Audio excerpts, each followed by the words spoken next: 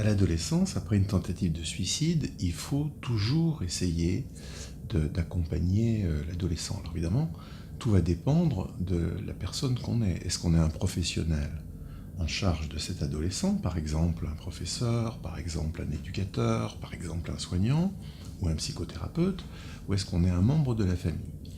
Alors si on est un membre de la famille, pour commencer par le moins professionnel, il faut surtout éviter de juger, de cataloguer et de dire tu te rends compte le mal que tu as fait à ta mère, à ton père, à ta sœur, à ton frère, est-ce que tu te rends bien compte dans quel état tu nous as mis?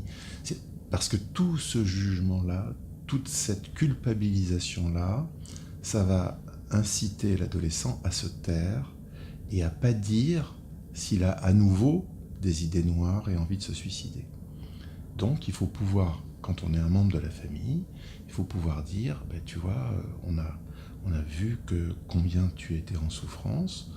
Maintenant, nous, on voudrait que tu sois moins en souffrance. Est-ce que tu voudras bien nous aider à comprendre pourquoi ça ne va pas en ce moment? Est-ce qu'on fait partie, d'après toi, de ton problème? Est-ce que tu penses qu'on a besoin d'aller parler avec quelqu'un d'autre? Est-ce que tu serais d'accord d'ailleurs pour nous accompagner vers quelqu'un d'autre? Et si oui, alors est-ce qu'on prend rendez-vous ensemble? Voilà.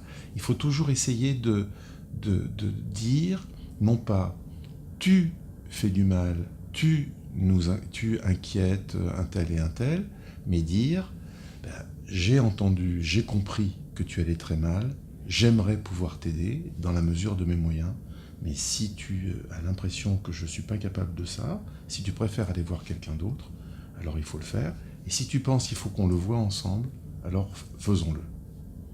Si on est un professionnel maintenant, tout dépend du type de professionnel qu'on est.